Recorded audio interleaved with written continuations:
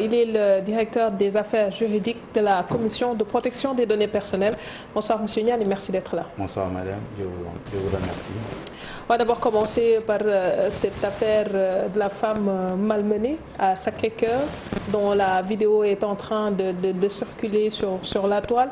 Que dit le règlement de la CDP par rapport à ce cas de figure? C'est un cas de figure qui est assez complexe parce qu'il y a le problème de la collecte des données personnelles au cœur de l'affaire, mais c'est une affaire aussi qui a une connotation pénale, qui a une connotation sociale et les réponses sont nombreuses.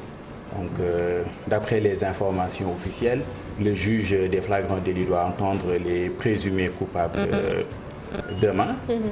Mais ce qu'on peut retenir, c'est que c'est un phénomène qui est ancien ailleurs, et peut-être nouveau au Sénégal, ce qu'on appelle le happy flapping, c'est-à-dire de filmer des agressions, des viols, etc. Donc, il y a beaucoup de délits qui peuvent être notés. Non-assistance de personnes à danger, atteinte à la vie privée, à la dignité humaine. Donc voilà, au-delà même... Et que fait la CDP par rapport à ça? Ou vous attendez d'être saisi? Pour ce cas précis, oui, la CDP a été saisie par Amnesty International à travers la personne morale qui représente la structure. La CDP a, conformément à la loi qui nous régit, transmis le dossier au parquet aux fins de suite et d'application des sanctions prévues par la loi, si tel était le cas. La CDP aussi a un projet de communiqué pour rappeler aux uns et aux autres leurs obligations, leurs droits. Et en même temps, nous avons fait des demandes auprès des plateformes comme Facebook, comme YouTube, comme Dailymotion, afin de supprimer donc, les éléments compromettants. Oui, il y a eu des suppressions. Je dois aussi avouer que des citoyens sénégalais ont signalé aussi ces vidéos et qu'il y a eu des cas de suppression. Alors, autre chose, c'est que la photo de cette dame en question, elle continue de faire l'objet d'illustrations par rapport à certains médias. Est-ce que là également, il est prévu quelque chose par rapport à la diffusion de cette image? Oui, nous avons un programme avec les médias, donc en association avec le SYNPICS et d'autres corps des médias que nous allons consulter pour encore faire de la sensibilisation et du rappel. La CDP a par le passé discuté à de nombreuses reprises avec les médias, parce qu'il faut savoir que données personnelles, vie privée et médias, c'est un cocktail qui est en fait une recherche d'équilibre permanent. Les médias ont le droit d'informer, la liberté de s'exprimer, mais parfois il y a des abus qui sont notés.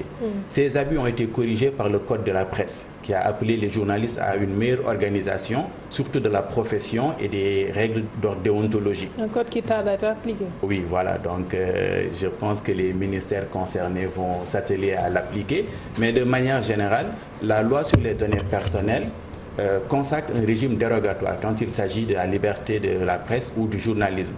Mais il faut savoir que cette dérogation ne concerne que la ligne éditoriale.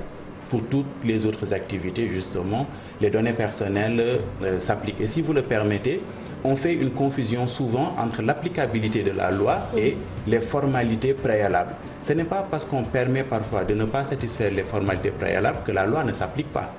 Donc il faut savoir que dans le monde des médias, la loi s'applique. En tout cas, cette affaire de la jeune dame a fait couler beaucoup d'encre. Et ce qui a en fait qui augmente à l'inquiétude des Sénégalais qui sont inquiets par rapport à la protection de leur vie privée et par rapport aussi à leurs données personnelles. Est-ce qu'aujourd'hui la CDP peut les rassurer et est-ce que la CDP a les moyens de sa mission? Nous avons l'obligation de les rassurer. C'est notre mission fondamentale. La loi de 2008 nous confie la mission de protéger les données personnelles et la vie privée. Donc nous avons l'obligation de rassurer les Sénégalais, mais comment? Donc il y a d'une part le travail qui peut être fait par la CDP, il y a d'autre part ce qu'on appelle un phénomène de co-régulation. La CDP n'est pas seule. Il y a le CNRA, il y a l'ARTP, il y a d'autres organismes. Si nous restons dans le domaine de la presse, il y a le CORED, donc il y a d'autres organismes qui doivent aussi jouer leur partition afin qu'ensemble nous trouvions le meilleur modèle d'équilibre entre la liberté et la sécurité. Parce qu'il faut préserver la liberté des Sénégalais de pouvoir jouir de toutes les potentialités qui sont offertes par Internet et les multiples applications, mais dans un environnement sûr et dans un environnement sécurisé. Et ça, il est de notre devoir de le faire. Comment? Par la sensibilisation, par la formation et s'il le faut, par la sanction. Est-ce que la CDP a les moyens? C'est une question récurrente. La CDP, fondamentalement, n'a pas les moyens. Je donne l'exemple d'autres autorités de pays développés qui ont plus de 200 agents, qui ont plus de 400 agents et qui ont des budgets à hauteur de milliards. La CDP a un petit budget et un petit nombre. Le budget est de 200 millions officiellement. Et un petit nombre d'agents qui doivent s'occuper de toutes les demandes. À titre d'illustration, de 2014 à 2019, nous avons eu à traiter 226 plaintes. Parmi ces 226 plaintes, 76 plaintes concernent justement des atteintes à la vie privée à travers les réseaux sociaux. Donc c'est 33% des plaintes que nous gérons. Et il se trouve que nous n'avons qu'une seule personne qui s'en occupe. Donc c'est une question qui est là, qui demeure très actuelle. Ce qui veut dire que les personnes qui continuent à divulguer les données personnelles des Sénégalais sur les réseaux sociaux ne sont pas conscients que ce sont des faits délictuels et que c'est parce qu'ils n'ont pas été bien sensibilisés sur la question. La question de la conscience est tellement importante que si vous lisez la loi pénale, donc on dit que celui qui fait le traitement de données à caractère personnel de manière illicite, même par négligence, et la négligence en droit, c'est une faute qui est non intentionnelle. C'est-à-dire que même si vous n'êtes pas conscient de commettre une faute, vous êtes sanctionné quand même. Ce qui implique l'importance de l'éducation et de la sensibilisation dans la prise en charge de la question. Et en cela aussi, la CDP... C'est parce que peut-être que la CDP a failli de ce côté par rapport à la sensibilisation et à la conscientisation. Non, la CDP a un bilan qui ne nous fait pas pâlir. Donc, il y a eu beaucoup d'efforts de sensibilisation et de formation au niveau des lycées, au niveau des collèges et avec les professions, jusqu'avec la Cour d'appel de Dakar. D'ailleurs, nous avons un programme actuellement avec le ministère de l'Éducation nationale qui, à terme, va impacter tous les élèves du Sénégal et les enseignants. C'est une assiette de près de 3 millions de citoyens. Autre chose, j'aimerais qu'on s'arrête là-dessus, c'est la loi de 2008. Vous l'avez souligné tout à l'heure, mais à un moment donné, je pense que c'était au mois de janvier, il était dit qu'il y aurait une révision de ce texte. Qu'en est-il aujourd'hui? La révision est bouclée, je dois dire, à 90%. Puisque tout le travail technique a été déjà fait. Ce qui reste, c'est le travail administratif. Le texte est dans le circuit administratif. Donc, vous connaissez le circuit administratif et ses exigences qui peuvent être assimilées parfois à des lenteurs. C'est ce qui un peu bloque l'adoption du texte et sa présentation à l'Assemblée nationale. Mais nous gardons espoir. Une révision, mais qu'est-ce qui a changé par rapport au texte antérieur? En réalité, je devrais dire que c'est une révolution plus qu'une révision. Parce que nous avons changé même l'esprit de la loi. Avant, la loi était axée sur une mise en conformité rigide avec des sanctions. Là, le paradigme a changé, c'est une responsabilisation des acteurs avec un accompagnement de la CDP. Donc il y a tout un bloc qui concerne la conformité qui a été ajouté, la coopération, le renforcement des droits individuels, par exemple le consentement du mineur, le texte est allé jusqu'à proposer une majorité numérique. Le droit à l'information est l'élément le plus important et qui concerne l'affaire avec laquelle vous avez ouvert l'émission, c'est le droit à l'oubli, qui est très important, le droit à l'oubli. Le fait qu'on puisse, après la circulation de ces photos, non seulement les effacer, mais nous assurer que plus jamais ces photos ne seront accessibles, c'est-à-dire ne seront plus indexées par les moteurs de recherche. Malheureusement, il y a quelques difficultés techniques.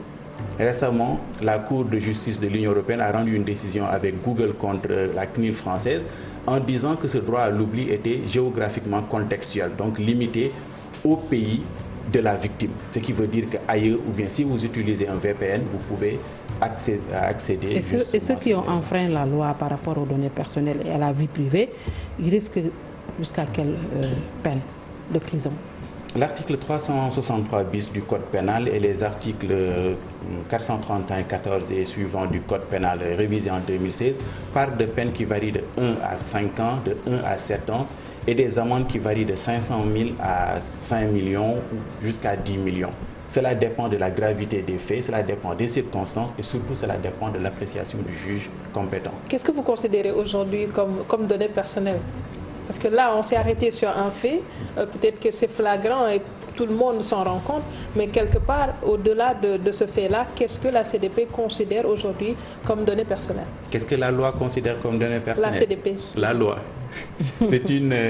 La CDP a un pouvoir réglementaire autonome, mais nous sommes enfermés par la loi. La définition de la donnée personnelle est très très large, ce qui fait qu'aujourd'hui tout peut être considéré comme donnée personnelle en réalité. On dit que c'est une information qui permet d'identifier de manière directe ou indirecte un citoyen sénégalais. Donc toute information, la notion d'information est très large et la notion d'identification, l'identification directe ou indirecte aussi est large, ce qui fait qu'aujourd'hui l'adresse IP, la CDP a eu à se prononcer sur des cas similaires, l'adresse IP, le numéro de téléphone, l'adresse mail, etc. La plaque d'immatriculation de votre véhicule sont considérées comme des données à caractère personnel. À côté, on a eu des insultes également qui ont été largement diffusées sur les réseaux sociaux. À ce niveau également, est-ce que c'est le même procédé qui est employé ou il y a eu autre chose qui est prévue? En fait, il faut analyser et contextualiser les insultes. Parce que l'insulte, c'est l'envers de la liberté d'expression. Vous avez la liberté de vous exprimer libre comme vous le souhaitez. Mais si vous en abusez en insultant, le code pénal prévoit des contextes pour les insultes privées, les insultes publiques, la diffamation. Quand il y a des insultes, la victime peut saisir les juridictions compétentes. Lorsqu'on transmet le dossier à la CDP n'est pas une juridiction, c'est une quasi-juridiction. Mais nous jugeons des affaires qui sont très spécifiques. Nous ne sommes pas une juridiction. Elle ne peut pas s'autosaisir, non? Pour l'instant, non. Mais avec la nouvelle loi, nous le pourrons. Donc, quand vous saisissez la CDP pour les injures dans un contexte privé, en utilisant un support de communication privée, nous vous facilitons la relation avec les autorités de poursuite et de sanction, soit la police, la gendarmerie ou le parquet. Mais quand on divulgue aujourd'hui la vie privée d'une personne sur le net ou sur d'autres réseaux, c'est quand même un fait grave parce que c'est un fait délictuel. Vous êtes passible d'une peine de prison, vous venez de l'évoquer. Alors aujourd'hui, si l'État a mis en place une commission après que la loi a été votée à l'Assemblée nationale et que vous avez demandé également qu'elle soit réformée, pourquoi cet État ne met pas une certaine volonté politique pour donner assez de moyens à la CDP pour pouvoir parvenir à sa mission? La question est plus ou moins délicate parce que je ne peux pas parler au nom de l'État malheureusement. Mais ce qu'il faut savoir, c'est que institutionnellement, la CDP est rattachée à la présidence de la République. Et puisque nous dépendons de la présidence de la République, c'est la présidence de la République qui fait les arbitrages pour allouer les moyens nécessaires. Est-ce que vous avez formulé la demande? Oui, à chaque année. À chaque année. Oui. La CDP a formulé la demande et je pense qu'il y a même eu beaucoup de communication et de plaidoyer de la part des médias. Il n'y a pas de volonté politique. On met une commission pour rien. Bon, est-ce que c'est un manque de volonté politique? Je ne le dirais pas de cette manière. C'est le résultat d'un arbitrage au niveau des services de la présidence pour doter les institutions qui y sont rattachées. Je m'arrête à la collecte des données, ce qui est important, que ce soit dans une entreprise privée ou publique. Aujourd'hui, pour certaines entreprises, si je m'arrête à la téléphonie mobile par exemple, est-ce que la CDP a un regard sur les données qui sont collectées? Oui, la CDP a un regard et je dois vous avouer que l'une des premières décisions de sanction de la CDP était dirigée contre justement une entreprise de téléphonie d'importance stratégique. Je ne veux pas faire de la publicité gratuite. Donc voilà, pour vous dire que nous gardons un œil attentif. Et au niveau des plaintes aussi, beaucoup de plaintes sont dirigées contre des fournisseurs de services, des compagnies de téléphonie. Nous gardons un œil vigilant sur ces entreprises. Plusieurs plaintes sur votre table, mais le taux de traitement de ces plaintes-là? Non, les plaintes sont traitées. Elles sont toutes traitées? Je vous donne l'exemple de la prospection commerciale. C'est suite à des plaintes qu'une jurisprudence de la CDP est sortie sur la prospection commerciale qui vise à fixer des heures et des modalités. Bien sûr, l'ARTP aussi, dans son rôle, a eu à compléter cet élément-là. Mais aujourd'hui, si la victime aujourd'hui n'a pas les moyens de se faire assister par un avocat, est-ce que la CDP l'assiste financièrement ou je ne sais pas, comment vous assistez les victimes? Je dois dire que dans notre budget, ce chapitre-là fait défaut d'aide juridictionnelle. Par contre, nous pouvons les mettre en relation avec des associations qui offrent cette possibilité, mais l'accompagnement est la plus complète possible, c'est-à-dire que nous facilitons la prise en charge rapide avec les points focaux que nous avons au niveau de la police, de la gendarmerie ou du parquet, la prise en charge rapide du dossier de la personne. Maintenant, bon, malheureusement, et il n'est pas toujours dans l'office des régulateurs aussi de proposer cette aide juridictionnelle. Ce petit élément-là n'existe pas encore, ou se fait extrêmement important dans un contexte. Est-ce qu'il y a eu beaucoup de gens qui sont partis en prison depuis que vous êtes là, des gens qui se sont permis quand même de divulguer les données personnelles et la vie privée des gens dans les réseaux sociaux? Il y a un cas assez célèbre, et pour respecter justement la dignité de la victime, qui est aussi une dame, je ne vais pas donner son nom, mais dans un cas où il était question de diffusion d'images à caractère presque pornographique qui portaient atteinte à la dignité de la personne, l'action de la CDP a permis l'arrestation du responsable de ces agissements et on l'a emprisonné. Et où s'arrête justement le travail de la CDP?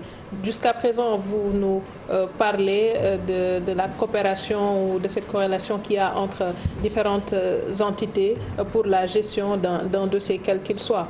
Maintenant, où s'arrête le travail de la CDP?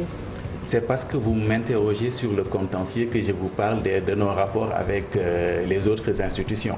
Parce que la loi est claire pour notre mandat. Donc quand il s'agit de questions pénales, nous transmettons sans délai au parquet.